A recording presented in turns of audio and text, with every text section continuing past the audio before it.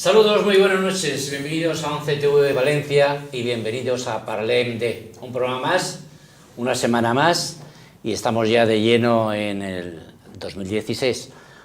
Y también un tema más, hoy vamos a hablar de educación, vamos a hablar concretamente de la Federación Católica de Asociaciones de Padres de Alumnos de Valencia. Tenemos, lógicamente, tres personas que tienen mucho que decir sobre el tema. En principio tenemos a don Vicente Agustín Morro como presidente. Muy buenas noches. Muy buenas noches, muchísimas gracias por invitar a la Federación para compartir estos momentos. Estamos encantados. Después tenemos a una vicepresidenta, una mujer, nos podía faltar, ¿verdad? Noemí Jabalollis Doménech, buenas noches. Buenas noches. Y tenemos al señor que nos marca la ley, al asesor jurídico. Tenemos a Alejandro José López Oliva. Sí. Muy buenas noches. Buenas noches. Bueno, pues yo creo que en principio lo que procede es explicarles a nuestros televidentes qué es exactamente la Federación Católica de Asociaciones de Padres de Alumnos de Valencia. Pues muy bien, brevemente, la Federación Católica de Asociaciones de Padres de Alumnos de Valencia es eso que dice el título, es una federación, es decir, es una agrupación de asociaciones de padres de alumnos, o sea, no cualquier tipo de asociación, sino asociaciones de padres de alumnos en edad escolar, hasta la universidad, o sea, hasta bachiller, digamos, enseñanza fundamentalmente la obligatoria y la posobligatoria, que sería el bachiller, ciclos formativos, pero vamos, fundamentalmente primaria, secundaria e infantil, que son los ámbitos donde realmente las asociaciones de padres tienen más actividades y más fuerza. Y es una federación católica, es decir, es una federación con una identidad clarísima, una identidad a la que no queremos y a la que no vamos a renunciar nunca, por supuesto, porque es una seña de identidad de nuestra federación. Por lo tanto, Federación Católica de Asociaciones de Padres de Alumnos. Hoy con la que está cayendo, por eso los cambios... No, nosotros no tenemos problemas. Bueno, quizá tengamos problemas, pero los afrontaremos, porque lo que no podemos es jugar nosotros con las señas de identidad de la Federación. Como veremos a lo largo del programa, la Federación lleva muchos años trabajando y no van a venir ahora a decirnos lo que tenemos que hacer las familias. Bien. Por lo tanto... Desde 1950. Desde 1950, los primeros pasos, digamos, con el arzobispo don Marcelino Olaechea, que creó una federación de padres de familia. Luego eso con el tiempo se transformó en Federación de Asociaciones de Padres de Alumnos, cuando, digamos, de alguna manera en el ámbito educativo las inquietudes de las familias empezaban ya, digamos, a cristalizar, viendo la realidad de la educación en España, ¿no? Y conforme han ido cambiando las circunstancias, pues las asociaciones de padres de alumnos hemos ido tomando un papel más activo en la sociedad, más presente, incluso luego con las últimas leyes de educación, las primeras de la democracia, digamos, en realidad, las primeras leyes educativas de la democracia, que ya empezaban a crear un papel específico para las asociaciones de padres a través de los consejos escolares, tal.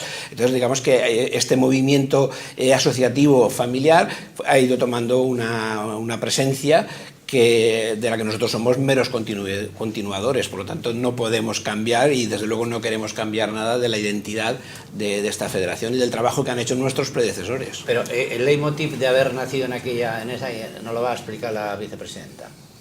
El leitmotiv de que naciera exactamente era por problemas de mal entendimiento, por llamarlo de alguna forma, entre padres, profesores o colegios y profesores y padres de los niños.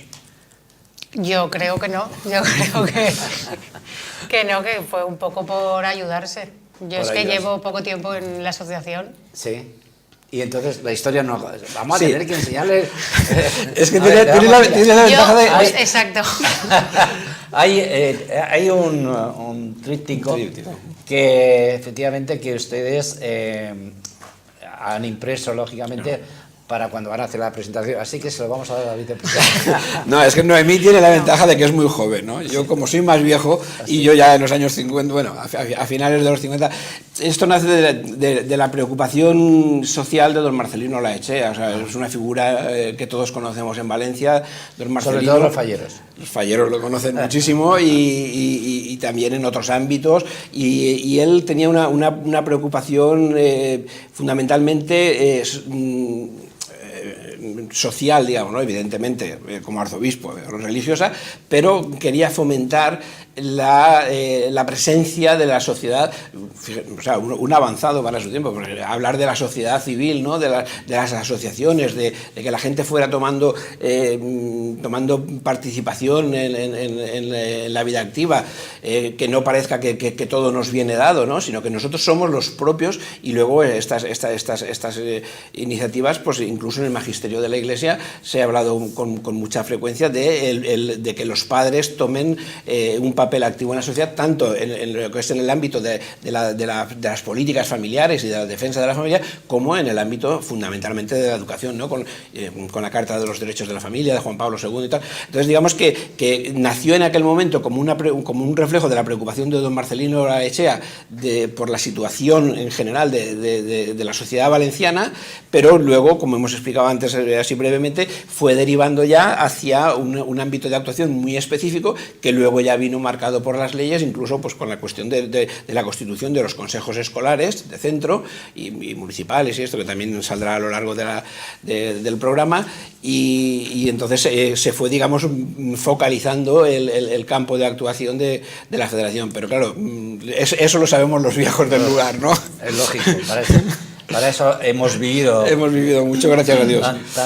Tanto tiempo, que ya le agradecen. Bien, vamos por fechas, si os parece. El día 1 de abril de 1950 es cuando se erige la Federación Católica de Valencia, por decreto, como hemos bien dicho, del arzobispo de Valencia, don Marcelino Olaechea.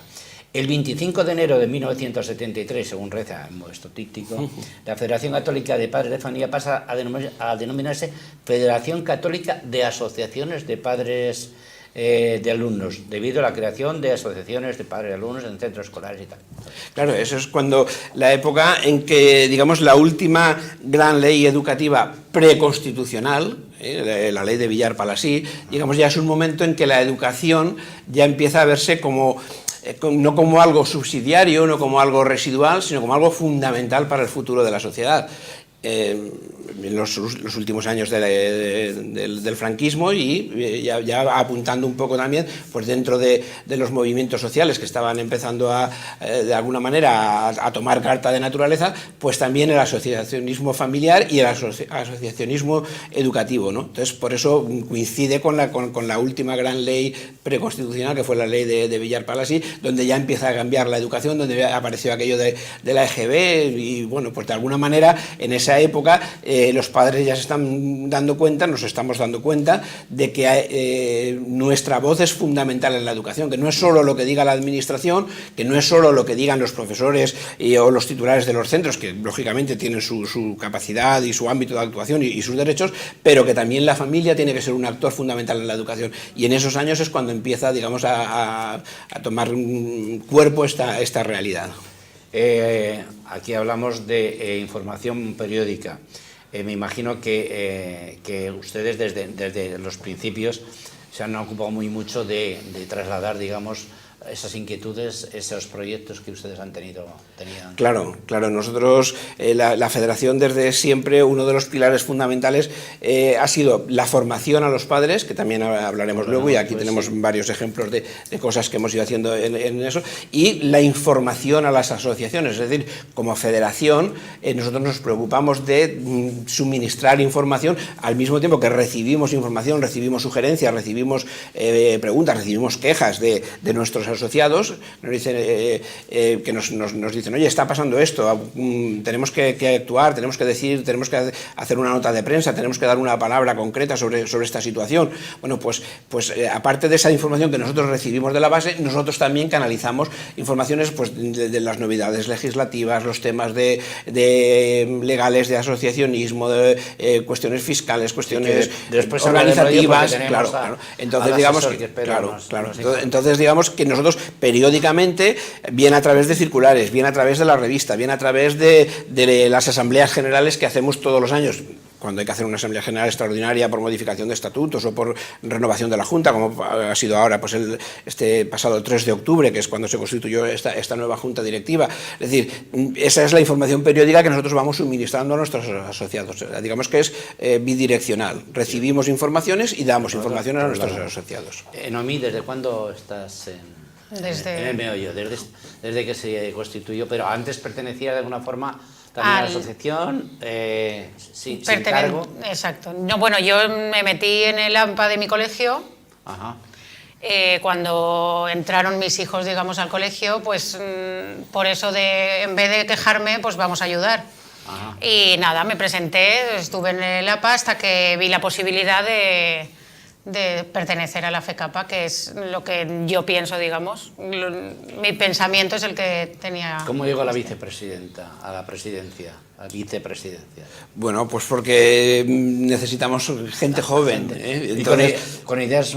Claro, con plena, como ha dicho ella, con plena identidad, con plena sintonía con el ideario de la Federación, además en un proceso lógico de renovación, de que entre gente joven. Nosotros llevamos, digamos, en la última etapa, la más intensa de la vida de la Federación, han sido estos últimos 8 años, ¿no?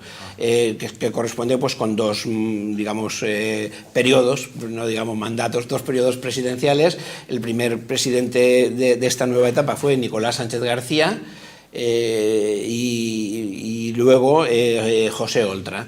Entonces, digamos que ahora ya tocaba hacer por estatutos y por ley, tocaba hacer una renovación de la Junta, y entonces dijimos, vamos a hacer una renovación, pero además de una renovación en el sentido amplio de la palabra, es decir, y afortunadamente pues ha entrado gente bastante joven, gente que, como dice ella, que había estado ya en sus asociaciones, en sus colegios, por ese interés, por esa preocupación por la educación de sus hijos, y que se han dado cuenta de que hacía falta dar un paso más. Es decir, yo no puedo estar solo preocupado, que es muy importante, pero no puedo estar solo preocupado por lo que pasa en el colegio de mis hijos, sino que tengo que tener una visión, una mirada sobre la educación en toda la sociedad. Y por lo tanto, de alguna manera, es una especie de voluntariado. Nosotros aquí somos voluntarios, aquí no se cobra nada, no hay ningún...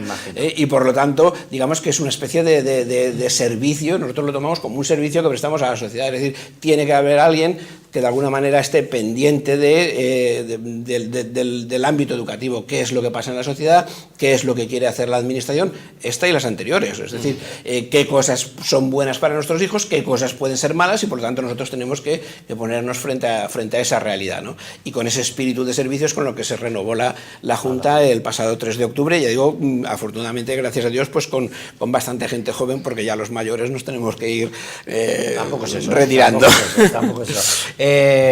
Alejandro, resulta difícil asesorar a una entidad como esta, donde están de por medio la enseñanza, por supuesto, pero los niños también. En principio no, es decir, es cierto que es bastante sacrificado, pero es cierto que es bastante gratificante. Ajá. Es decir, al final uno de los principios que tenemos el personal que estamos en la federación, porque hay 2 principios claves. Uno que hay en la junta directiva, que es que el que manda no cobra, y el que cobra no manda. Qué bonito. ¿Vale? Ese es el principio de la junta directiva.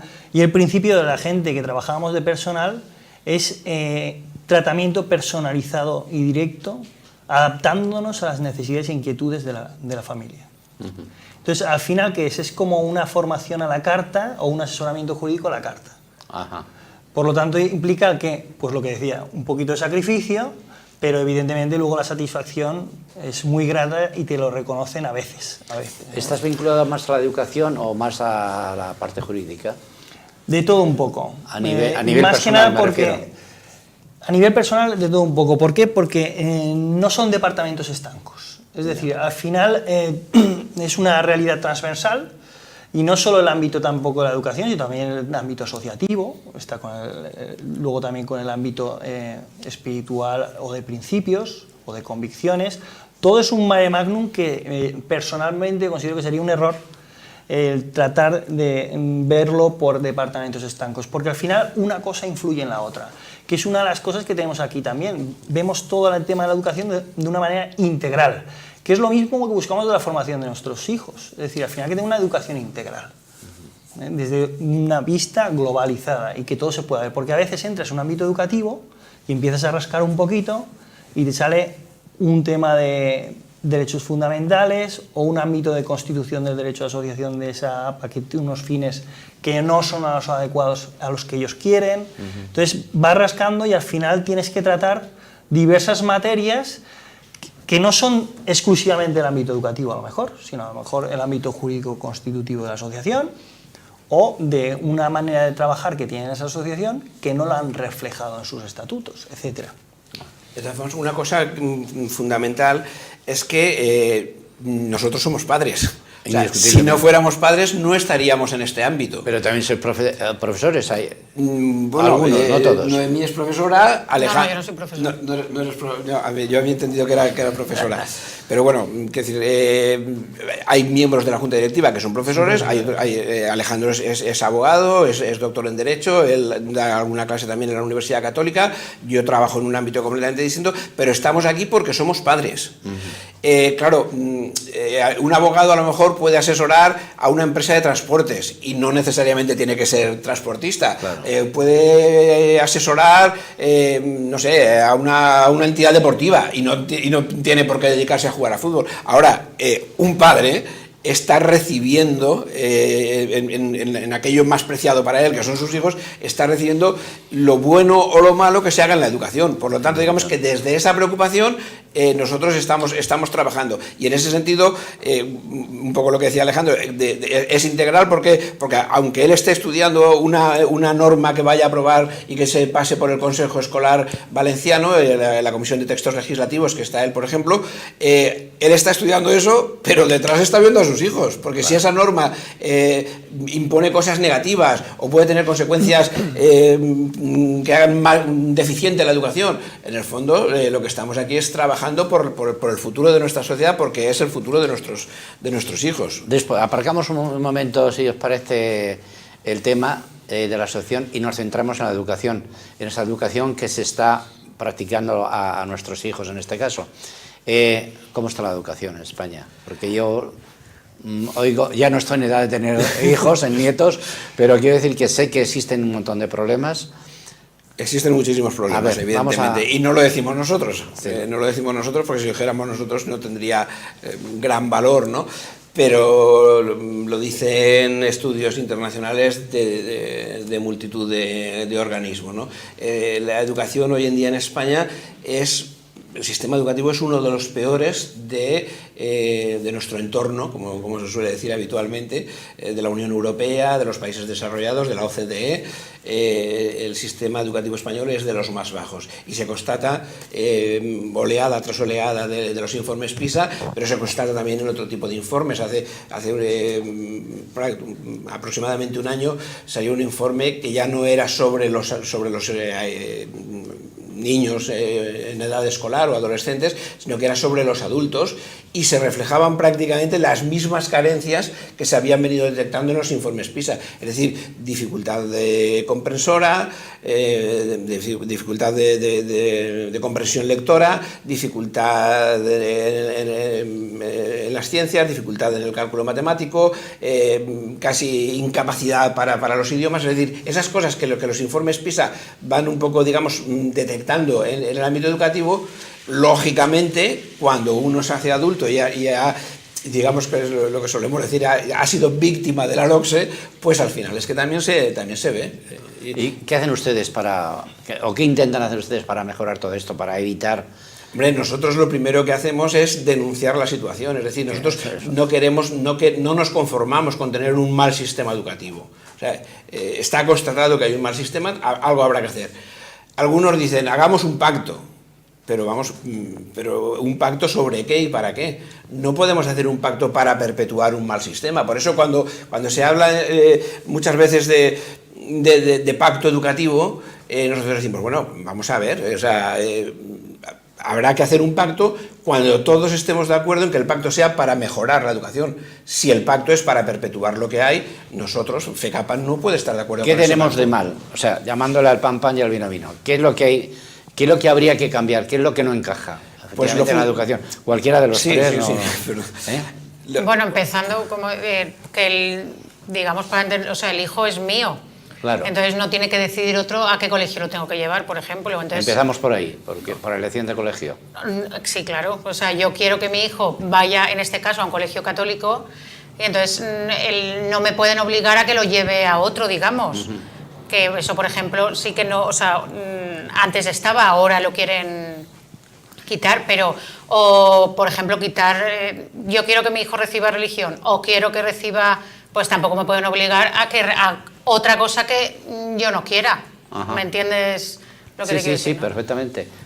Como dice Noemí y ha dicho Vicente, yo creo que el denominador común es que los primeros y principales educadores de sus hijos son las familias. Son las familias. Por lo tanto, cualquier pacto educativo ha de tener como denominador común y como base ese principio. Ajá. Y de ahí se desarrollan otros. ¿Cuál es? La libertad de centro, la libertad de elección, la libertad del tema de convicciones, cada uno elegir lo que quiera, pero no hay problema. Es decir, lo que no es comprensible es que, por ejemplo, Noemí decida que sus hijos o yo vayan a la religión católica y de repente el vecino que ha decidido que sus hijos no vayan, diga que tú tampoco lo puedes llevar. Es decir, yo no tengo inconveniente en que el vecino no vaya a la religión, pero lo que no es comprensible Es ni que quiten comparto la libertad de que tú llegues en donde un sistema sucede. democrático y pluralista sobre el papel es que otro le tenga que decir al otro cosas que van contra lo que no elige, que es lo que en estos momentos con carácter directo y claro se está llegando a plantear, lo cual es preocupante. Es decir, porque si empezamos por ahí, es de la misma manera que el servicio público educativo se vehicula de dos maneras: centros de titularidad pública o centros de titularidad privada concertada. En complementarios. Claro, cuando de repente actualmente se habla de que hay es un sistema supletorio y que el básico es el titularidad pública, pues estamos vulnerando una Constitución española y unos derechos fundamentales y una normativa internacional. Ajá. Entonces son cosas que si eso no está claro y eso ya está normativizado internacional y nacionalmente, pues como entremos ahí en un pacto educativo, a eso se refería, creo yo, Vicente, cuando decía, Sí, no institucionalicemos algo que está mal. Ajá. Es decir, si las familias optan por un tipo de educación, lo que habrá que ver es la calidad pública también hay que elevarla. Es decir, ¿por qué cuando hay en igualdad de condiciones hay mucha gente que elige un centro concertado? Habrá que ver qué ocurre en un centro público y mejorarlo. Es decir, nosotros queremos centro de titularidad pública con calidad y de primera mano. Y los públicos igual. ¿Por qué? Porque al final todo el sistema mejorará, pero lo que no se puede hacer es penalizar una elección, como se está planteando ahora, y hacer crecer la otra, pero habrá que mejorarla. Habrá que mejorar todo el sistema. ¿Y eso se puede conseguir? Es difícil porque una de las cuestiones que están mal también, entonces, o sea, por una parte, la cuestión de la libertad, o sea, si las familias no aparecen y en la legislación vigente la familia está totalmente arrinconada, pues ya empezamos con un déficit, ¿no? Entonces, por lo tanto, nosotros, una de las cuestiones fundamentales sería, primero, reconocer el papel educador de la familia, que es un papel que no está en contradicción con el centro, sino debería estar en coordinación con el centro. Y mucho mejor si no fuera no solo coordinación, sino además comunión con el centro. Pero bueno, conformémonos con estar coordinados, con que haya un diálogo fluido entre los profesores y los padres, entre la entidad titular, entre la administración en los centros públicos. Es decir, primero, el papel de la familia.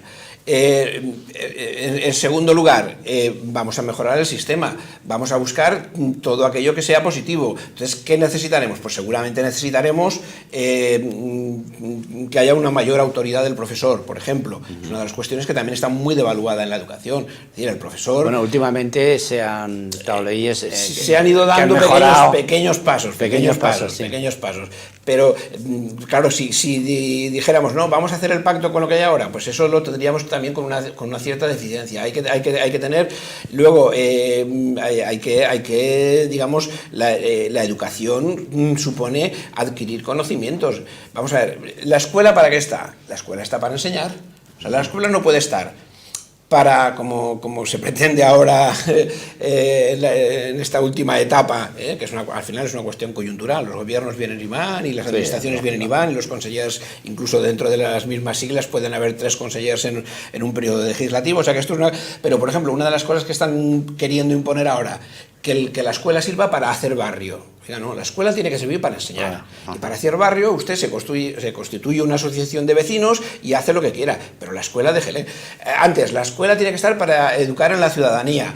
La escuela tiene que estar para enseñar tráfico. O sea, al final queremos que la escuela haga todo menos enseñar. Bueno, entonces, ¿y por qué llegan esos conceptos a las mentes no estamos nombrando a las gentes adecuadas, las personas adecuadas? Es un problema yo personalmente, porque esto tampoco es una cuestión que hayamos debatido en la federación y no quiero yo, pero personalmente yo creo que es una cuestión de excesiva politización de la educación. Es decir, al final la educación para muchos es una especie de herramienta, es una especie para construir un tipo de ciudadano y yo creo que la educación lo que tiene que hacer es ayudar a que cada persona saque lo mejor de sí mismo, pero no querer desde una ideología política o desde un partido o desde un sindicato proyectar lo que tiene que ser ese alumno, ¿no? Lo que decía antes un poco Alejandro de la atención personalizada, pues eso es lo que debería ser la educación. Es verdad que es mucho más costoso y es verdad que es mucho más esfuerzo para el profesor, para los tutores, también para los padres, porque si lo que no podemos hacer los padres es exigir a los profesores y exigir a la administración y luego cuando haya una tutoría quedarnos en casa, ¿no? Es decir, o sea, todos tenemos que centrarnos en la atención individualizada de ese alumno. Claro, si lo que queremos es que el alumno sea uno más dentro de un colectivo, que además cada vez cuanto menor sea más cómodo, pues hombre, por eso decimos que hay muchas cosas en el ámbito educativo que hay que ir corrigiendo y que no podemos hacer un pacto sobre bases negativas. Alejandro, hemos pasado por tres líneas políticas totalmente diferentes, como pueden ser los socialistas, después el PP, y ahora estamos, bueno, no sabemos en qué manos estamos todavía, dentro de poco, pero cambia mucho cuando se cambian estos gobiernos, cambia mucho ese tipo de incidencia sobre la educación, ¿a positivo o a negativo? Cambian porque detrás hay una política. Y esa política detrás tiene una antropología del hombre. Tiene una concepción del hombre. Y esa concepción del hombre se entiende que es la que tiene que ser todos. Los presentes gestores pues aún no han echado a rondar, pero por ejemplo en diciembre de 2015 han hecho un informe con unos resultados que en su mayoría pues son contrarios a derechos fundamentales y a derechos humanos, y se pone como resultados objetivos. Por ejemplo, una de las afirmaciones que se hace es una guía para adaptar a las familias a la sociedad en la que vivimos. Oiga, no. El centro de la sociedad y de la educación es la persona humana, es el alumno. Lo que usted no puede pretender es una guía para adaptar familias a la sociedad, no, es al revés. La sociedad tiene que estar al servicio de las familias. Por ejemplo. Por ejemplo, otra de las afirmaciones que pone en ese documento ya escrito es el tema de que no se podrá concertar centros si no siguen criterios públicos. Vamos a ver, la Constitución española habla que se pueden crear centros privados y que se pueden concertar con dinero público. Porque tanto el que elige un centro concertado como uno público, todos contribuimos. Y va a las arcas públicas. Por eso dice lo que dice. Y por eso también está en el ámbito internacional. Aquí no dicen eso. Y ya ha habido notas de prensa al respecto. Llegamos al ecuador del programa. Vamos a hacer un momento de publicidad y después seguimos con el tema, que sigas explicándonos esos pormenores que son interesantes. Volvemos en unos segundos.